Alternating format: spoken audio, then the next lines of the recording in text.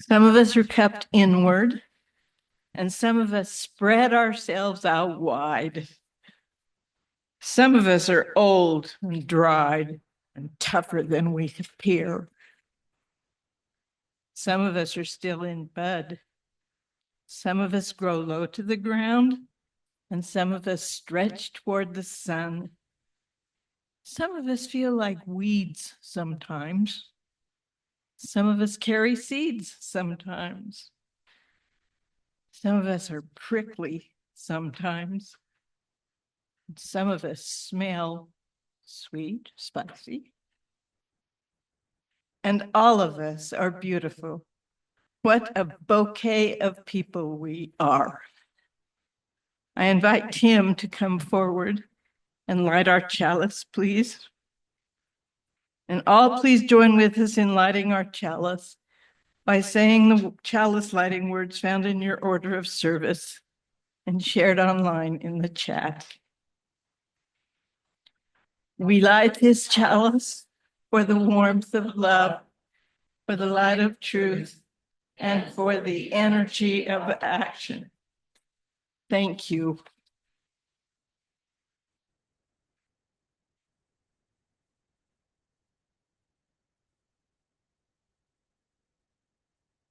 Good morning. Welcome to the Unitarian Universalist Church of Ogden. My name is Tim, and I'm glad to be your worship leader today. We're so glad you're here today in this community that strives to be loving, inclusive, and compassionate. Today is our flower service, so thank you for the flowers. Marilyn provided a lot of them, so thanks, Marilyn. And a quick reminder, the annual meeting is supposed to follow today's service. So in the name of keeping things moving, we will forego candles and stones today. It's in the program, but we will, we're skipping that today. It could be pretty complicated anyway with all these flowers up here, so makes it a little easier. And if any of you still have flowers, feel free to bring them forward and put them in the vases up here. One way to connect with this community is to let us know you're here. And if you're a newcomer, welcome. We're so glad you're here, and we encourage you to fill out the newcomer card in the pews and put it in the offering basket when it comes by later. And please stay and chat with us after the service across the hall today. And if you're joining us online, please fill out the newcomer card online. If you've been a longtime member of the congregation, we encourage you to wear your name tag, these things which are out in the back. This helps everyone feel more connected and helps our newcomers get to know you more easily. We love having people of all ages in this community. As you came in, we hope you saw the basket of activities for hands that like to stay busy. This is for all of you of any age. And we welcome all of the wiggles and sounds of a multi-generational community. And if you haven't already, please put phones on silent. Mine's on silent. And we're so glad each and every one of you are here. Welcome.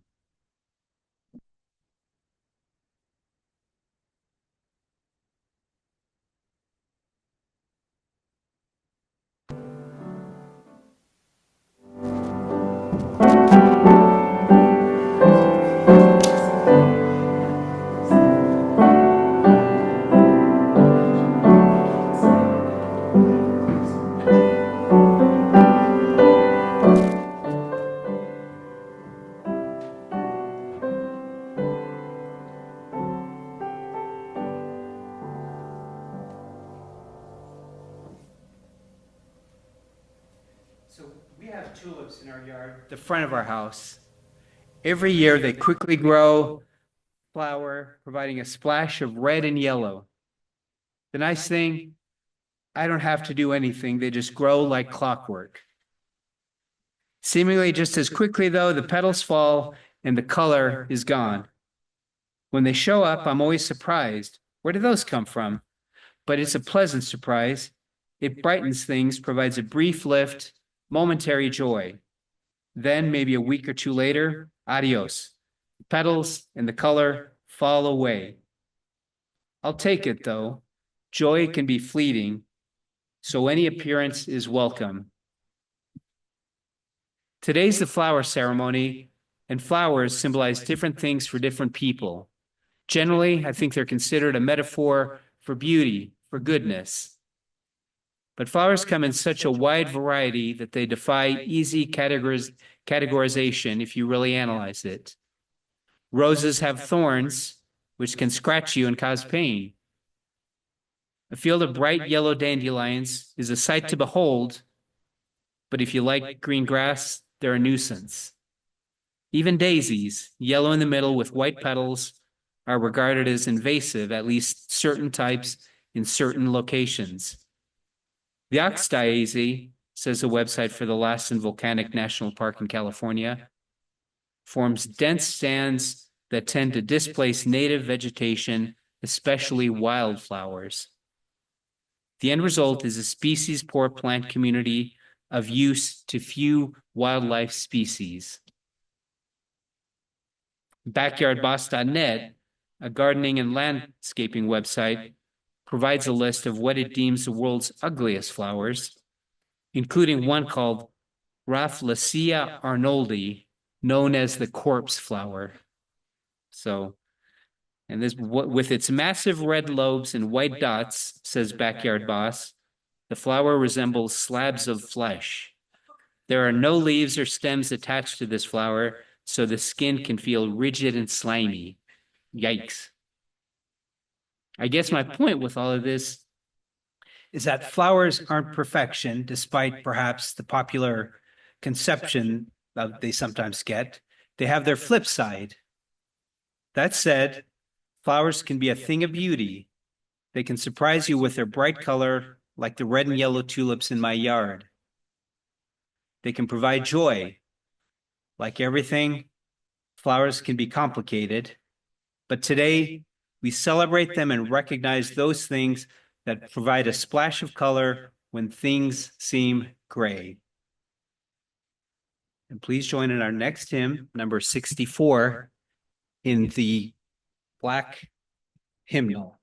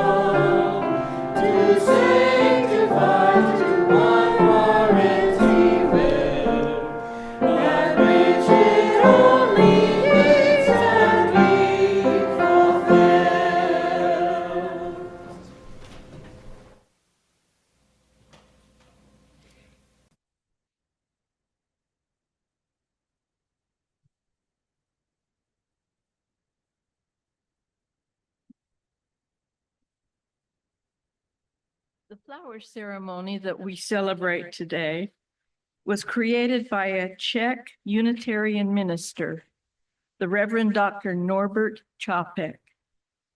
As I read his story, I was struck by some similarities in his spiritual journey and my own, and in many of yours too, I'm sure.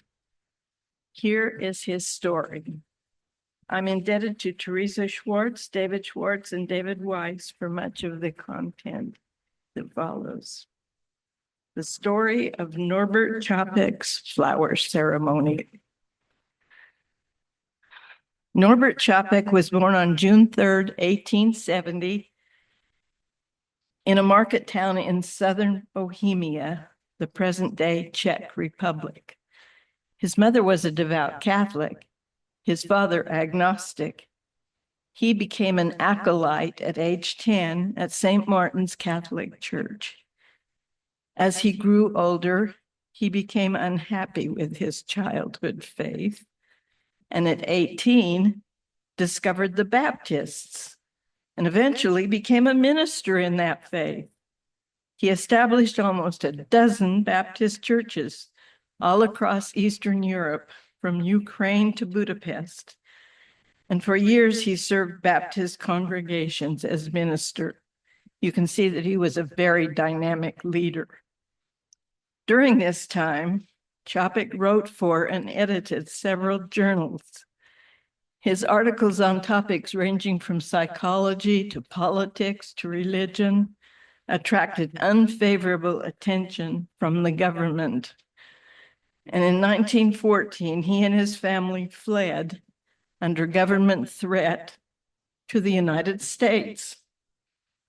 There he accepted a call to serve as minister of a Baptist church in Newark, New Jersey, until one day in 1919.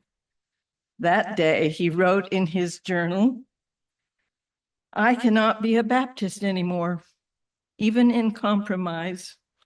The fire of new desires, new worlds is burning inside me."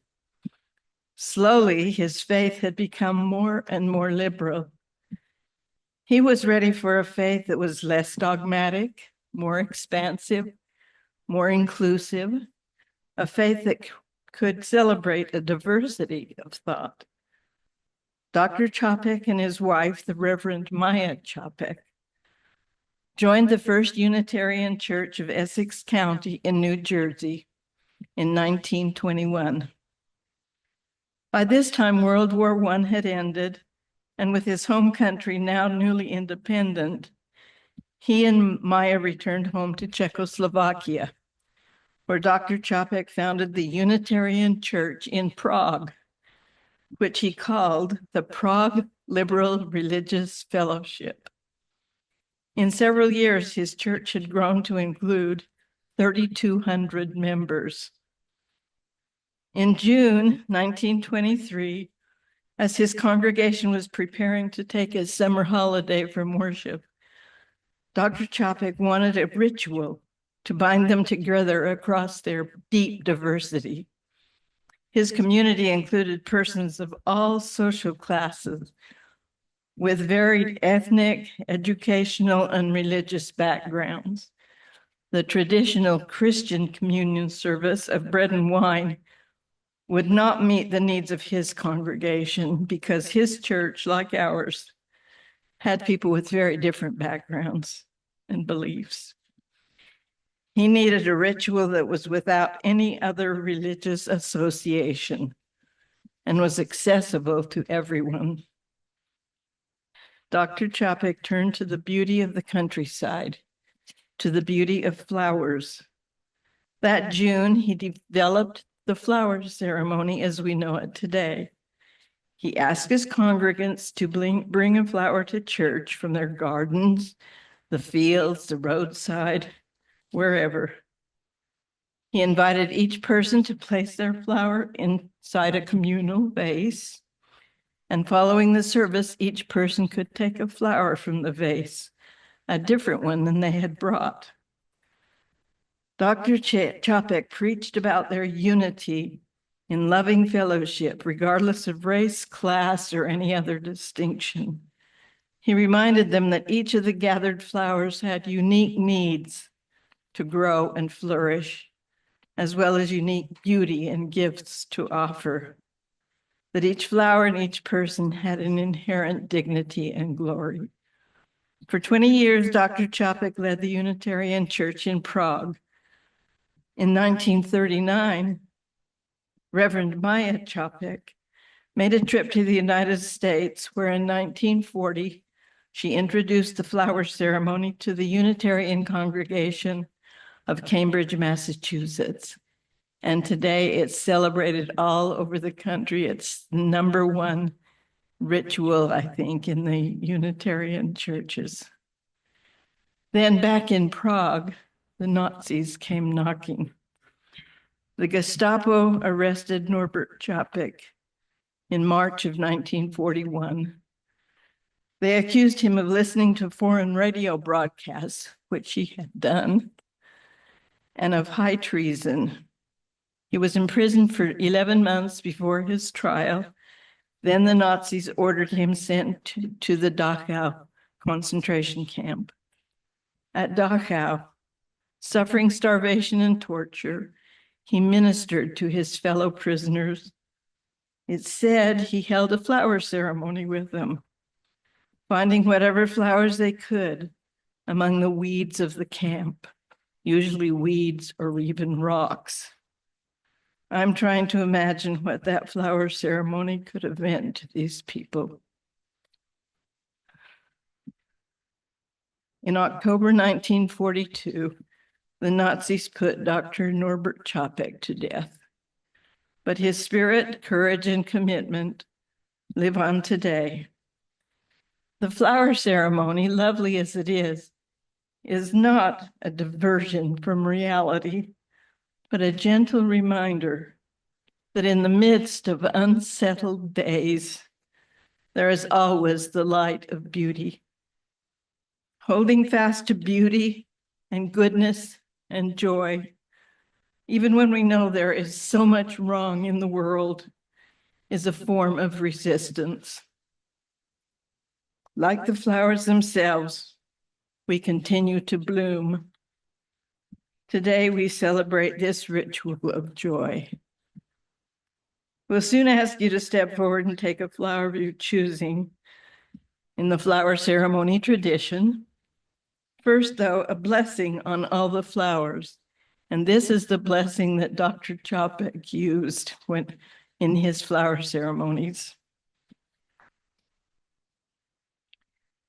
Infinite Spirit of life, we ask thy blessing on these, thy messengers of fellowship and love.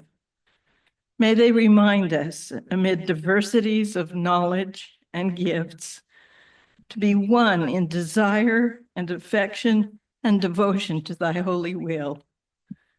May they also remind us of the value of comradeship, of doing and sharing alike. May we cherish friendship as one of thy most precious gifts. May we not let awareness of another's talents discourage us or sully our relationship. But may we realize that whatever we can do, great or small, the efforts of all of us are needed to do thy work in this world. Now, please come forward and take a flower.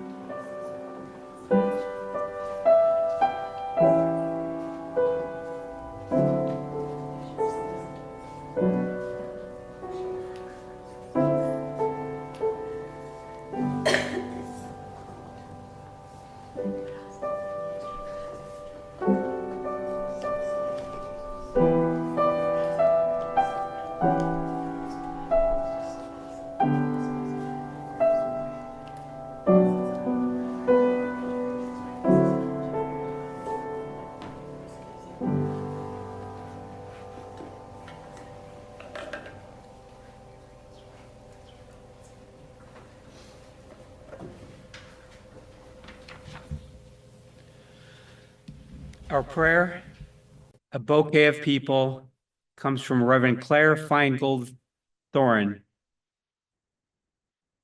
Let us give thanks for a bouquet of people. We give thanks for children. Like tulips and iris, they multiply around us, making the world ever more filled with color, beauty, and new life. May we bless them as they replant themselves ever further from us, knowing that they need their own space to grow into.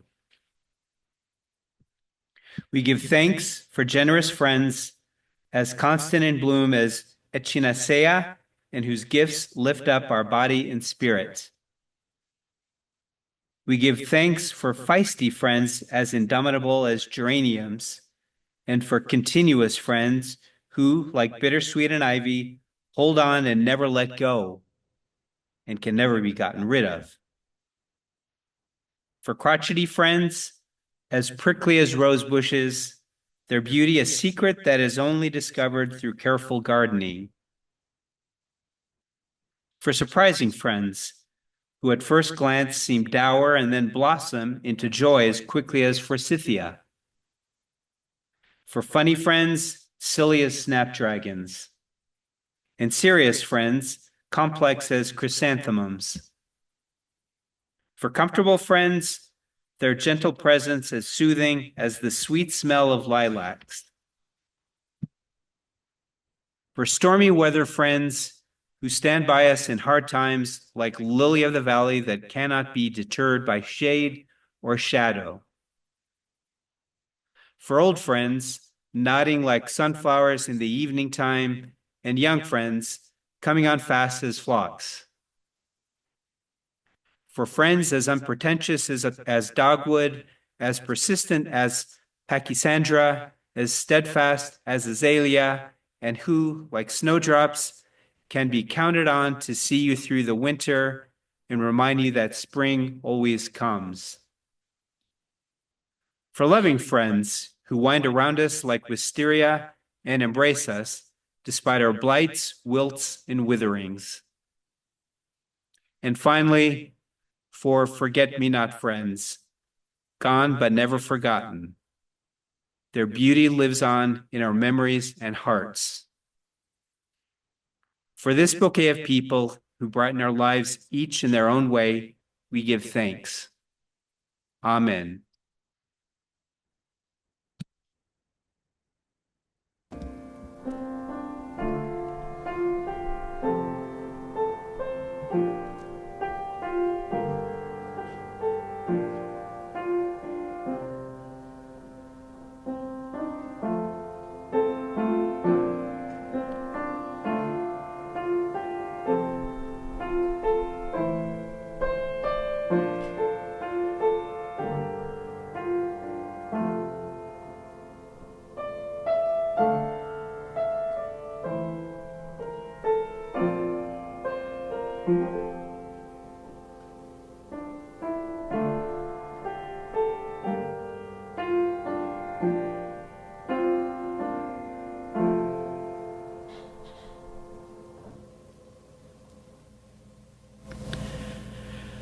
Now, our call for the offering. Just as flowers require sun, rich soil, and water to flourish, this church, too, needs a little outside help so it can thrive. Please give what feels right to you so this place keeps blooming. And if I could get a couple of volunteers.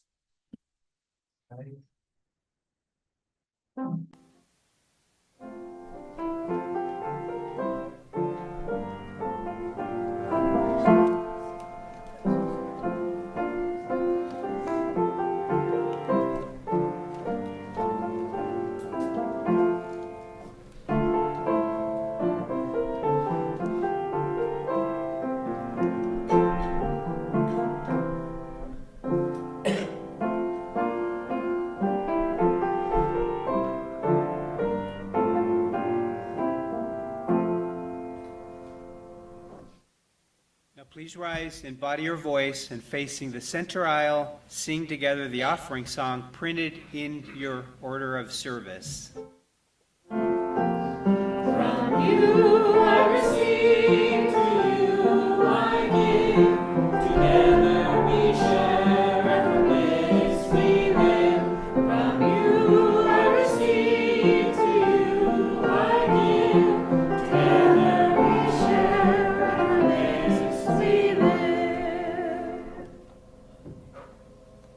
Thank you for giving. This offering helps this church, helps us in our efforts to improve the world in big ways and small.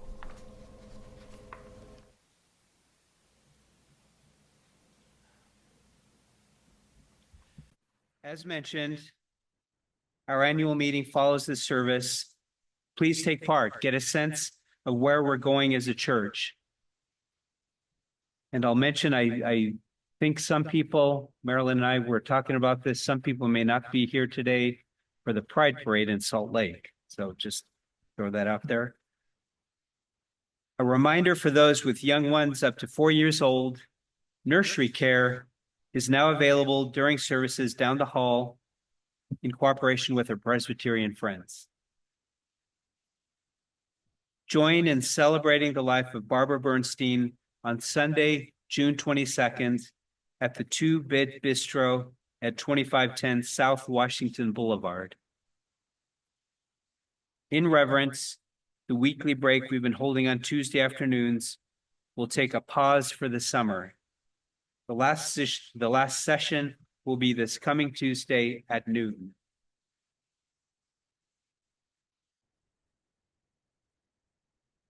What's that? Yes. Yeah, Kristen, that's the Zoom gathering online that Kristen leads. The book club, which is reading George Orwell's 1984, will meet Wednesday, June 18th at 7 p.m.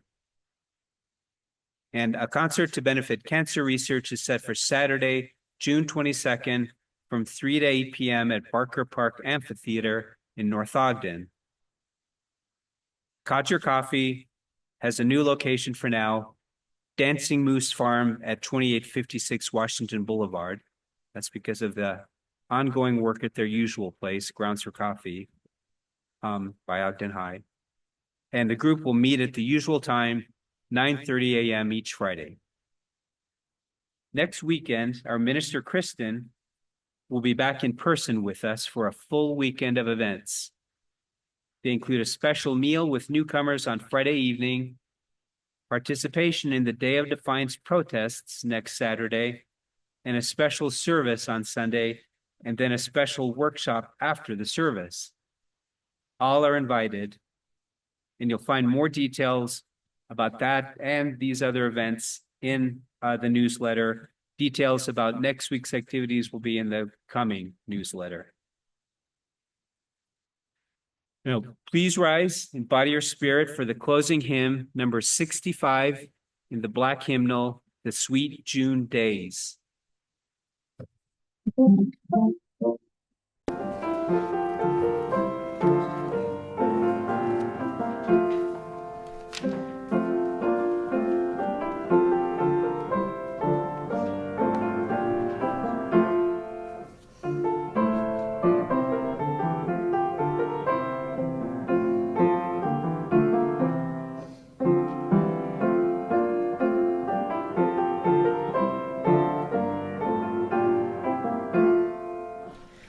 Sweet